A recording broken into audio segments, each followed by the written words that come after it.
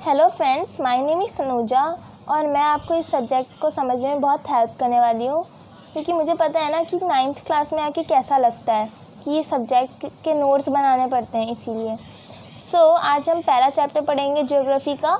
इसका नाम है इंडिया साइज एंड लोकेशन। इसका इंट्रोडक्शन पढ़ लेते हैं।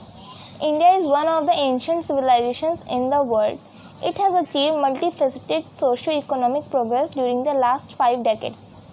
It has moved forward, displaying remarkable progress in the field of agriculture, industry, technology and overall economic development.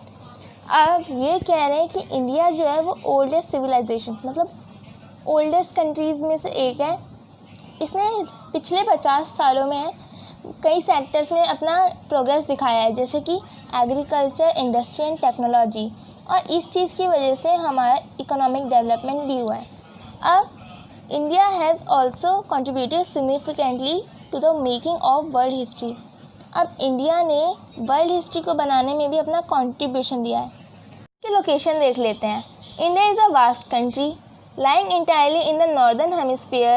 The mainland extends between latitudes 8 degree 4 minutes north and 37 degree 6 minutes north and longitudes 68 degree 7 minutes east and 97 degree 25 minutes east. इन लाइनों का मतलब है कि India जो एक vast country है और पूरी तरीके से नॉर्दर्न हेमिस्फीयर में बसती है, मतलब सिचुएटेड है। अब ये जो इक्वेटर है 0 डिग्रीज़ पे, ये ग्लोब को नॉर्दर्न और साउदर्न हेमिस्फीयर में डिवाइड कर देता है। ऊपर वाला नॉर्दर्न हेमिस्फीयर कहते हैं और नीचे वाला सदर्न हेमिस्फीयर कहते हैं। अब इसकी लैटिट्यूड्स क्या है नॉर्दर्न हेमिस्फीयर में 8 डिग्री 4 मिनट्स नॉर्थ और 37 डिग्री, यहाँ आपको दिखेगा यहाँ कहीं 37 डिग्री 6 मिनट्स नॉर्थ। अब लॉन्गिट्यूड्स जो है इसकी वो है 68 डिग्री 7 मिनट्स ईस्ट, यहाँ पे आपको दिखेगा। ऐसे हम लेंगे तो यहाँ से शुरू करेंगे 68 डिग्री 7 मिनट्स ईस्ट और जो लास्ट में है वो है 97 डिग्री 25 मिनट्स ईस्ट। क्योंकि देखो ये जो 0 डिग्री लॉन्गिट्यूड है ये अब कंट्री को कैसे मतलब ग्लोब को कैसे डिवाइड करेगी, ईस्ट में और वेस्ट में। दूसरे टॉपिक पे मूव करते हैं। The Tropic of Cancer 23 degree 30 minutes north divides the country in almost 2 equal parts. To the southeast and southwest of the mainland lie the Andaman and Nicobar Islands and the Lakshadweep Island in the Bay of Bengal and Arabian Sea respectively. अब इसका मतलब ये है कि जो topic of cancer है, topic of cancer वो हमारी कंट्री को ऑलमोस्ट 2 इक्वल पार्ट्स में डिवाइड कर देता है, ठीक है। और ये कौन सी लैटिट्यूड में है, 23 डिग्री 30 मिनट्स नॉर्थ। इसको अंडरलाइन कर लेते हैं, इंपॉर्टेंट है। और क्या है कि जो इंडिया का साउथ ईस्ट और साउथ वेस्ट है, हाँ, उसमें हमें 2 आइलैंड्स मिल जाते हैं। कौन कौन से देखते हैं, ये देखो, ये होगा आपका साउथ ईस्ट कहेंगे, और ये होगा आपका साउथ वेस्ट, ठीक है। तो साउथ वेस्ट में हमें क्या मिलता है, अरेबियन सी होता है, ठीक है, और यहाँ होता है हमारा बे ऑफ बंगाल। अब बे ऑफ बंगाल में हमें मिलेंगे अंडमान एंड निकोबार आइलैंड्स और साउथ वेस्ट में मिलेंगे हमें लक्षद्वीप आइलैंड्स, ठीक है। अब यहाँ कहना है find out the extent of these groups of island from your atlas. अब ये आपको कह रहे होंगे कि मतलब जो एटलास है उनमें आप इन ग्रुप्स की एक्सटेंट देखो, मतलब लैटिट्यूडनली वैल्यू देखो और लॉन्गिट्यूडनली भी इनका वैल्यू चेक करो, ठीक है। अभी डी पढ़ लेते हैं। The southern most point of the Indra Point got submerged under the sea water in 2004 during the tsunami. अब ये कह रहे हैं, एक नॉलेज वाली बात बोली है कि जो इंडिया यूनियन का साउदर्न मोस्ट पॉइंट था, ठीक है, साउदर्न मोस्ट, वैसे हमें पता है कन्याकुमारी है, ठीक है, बट उससे भी पहले एक था, उसका नाम था इंदिरा पॉइंट। तो वो सबमर्ज्ड हो गया वाटर में, मतलब डूब गया। कब, 2004 में एक सुनामी के चलते। अब हमने इसकी लोकेशन तो पढ़ ली, अब इसका साइज़ पढ़ लेते हैं। The land mass of India has an area of 3.28 million square kilometre. India's total area accounts for about 2.4% of the total geographical area of the world, ठीक है। मतलब ये कह रहे हैं कि जो इंडिया है उसका टोटल लैंड मास कितना है, मतलब टोटल लैंड मास एरिया, मतलब हाँ, इसका है 3.28 मिलियन स्क्वायर किलोमीटर। और जो टोटल वर्ल्ड के हिसाब से देखेंगे तो वो कितना परसेंट कंट्रीब्यूट करता है, 2.4%, मतलब बहुत बड़ा ही है। अब लेते हैं from figure 1.2 it is clear that India is 7th largest country of the world. अब हमें फिगर 1.2 से पता चलेगा, यहाँ देखें 1.2 तो दिखा रहे हैं कि इंडिया जो है वो 7th लार्जेस्ट कंट्री है। और उससे पहले हमारी आती हैं Australia, Brazil, China, USA, Canada, Russia, ठीक है। तो मतलब ये 7th लार्जेस्ट कंट्री है। उसके बाद लिखा है India has land boundary of about 15,200 kilometre and the total length of coast line of the main land including Andaman and Nicobar and Lakshadweep is 7,516.6 kilometre. हाँ, तो इसका मतलब ये है कि जो इंडिया की लैंड बाउंड्री है वो 15,200 किलोमीटर की है, मतलब टोटल वाली, ठीक है। यहाँ से पूरा यहाँ तक देखेंगे तो हमें 15,200 किलोमीटर की मिल जाएगी। उसके बाद कह रहे हैं जो कोस्ट लाइन की है, कोस्ट लाइन मतलब और including Andaman and Nicobar and Lakshadweep.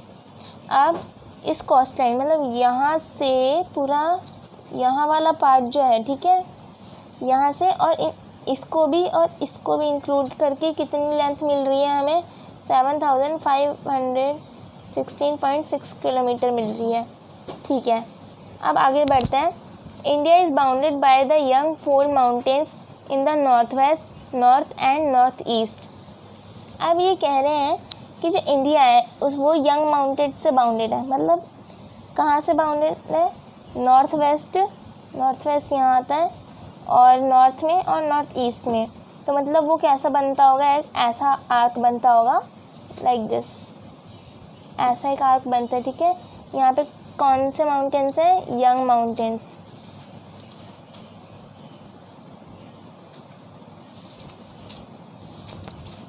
अब ये कह रहा है कि south of about 22 degree north latitude it begins to taper. अब टैपर का मतलब यहाँ होता है नैरो, ठीक है, नैरो तो आपको पता ही होगा, ठीक है। And extends toward the Indian Ocean dividing it into 2 seas, the Arabian Sea on the west and the Bay of Bengal on the east, ठीक है। अब देखते हैं, तो ये कह रहे हैं ये ट्रॉपिक ऑफ कैंसर है, ठीक है, ट्रॉपिक ऑफ कैंसर। तो ये कितनी होती है, 23 डिग्री 30 मिनट्स नॉर्थ होती है, तो मतलब 22 का है, तो मतलब इसकी यहाँ समथिंग ये होगा।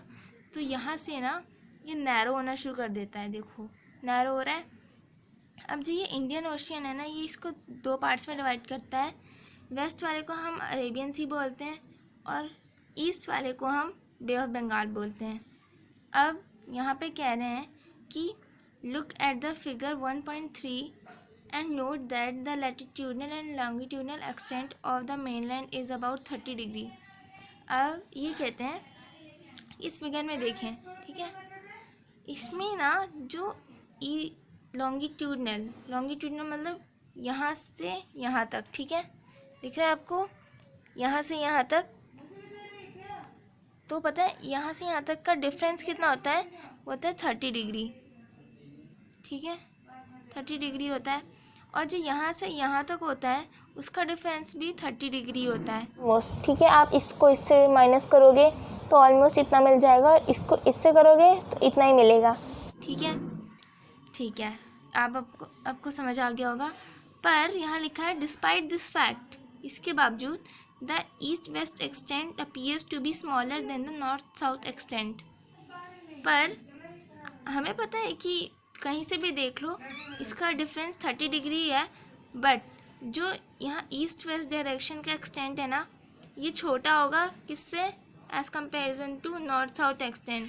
यहाँ पे ईस्ट वेस्ट एक्सटेंट है 2,933 किलोमीटर्स और बल्कि नॉर्थ साउथ एक्सटेंट है 3,214 किलोमीटर्स, ओके।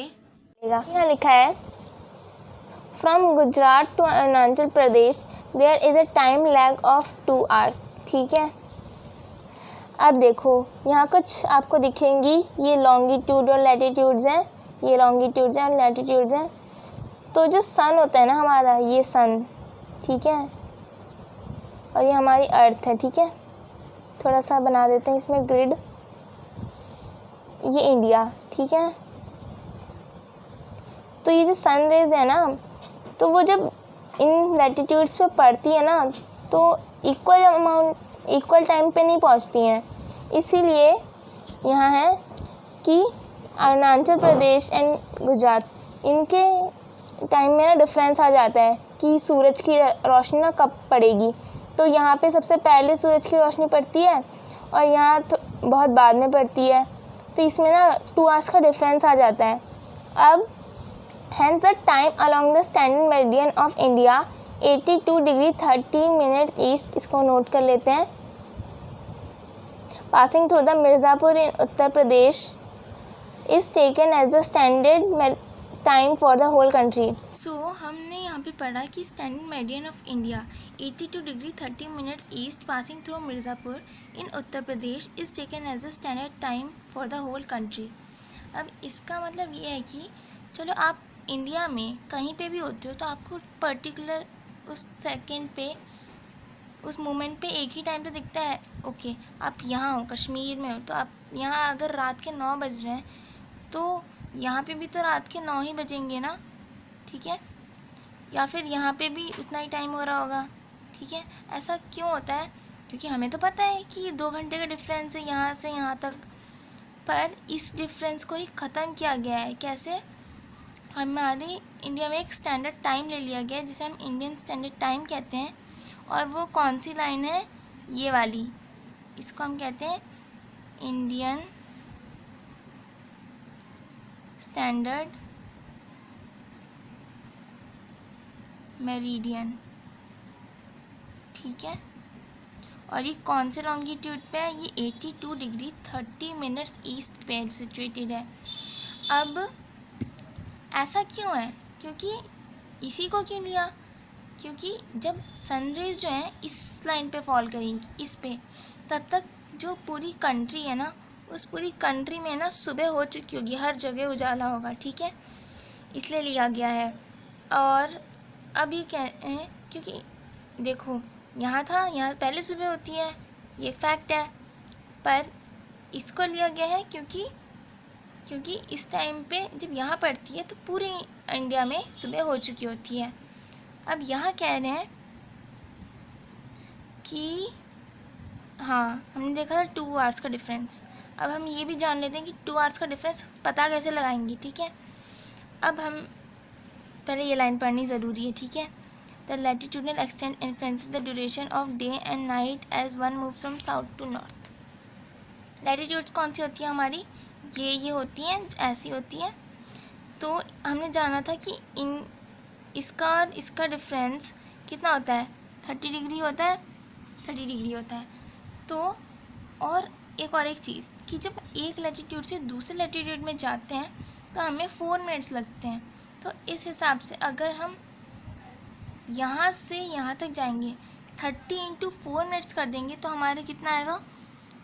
120 मिनट्स आएगा। और 120 मिनट्स को हम क्या कहते हैं कॉमन लैंग्वेज में? 2 आवर्स कहते हैं, राइट। सो अब यहाँ कह रहे हैं latitudinal extend influence the duration of day and night as one moves from south to north. South to north मतलब, चलो देखो, हमारा जो अर्थ है वो 23 डिग्री समथिंग टिल्टेड है, ठीक है। और जो सनरेज हैं, सनरेज, ठीक है, इस पे पड़ती हैं।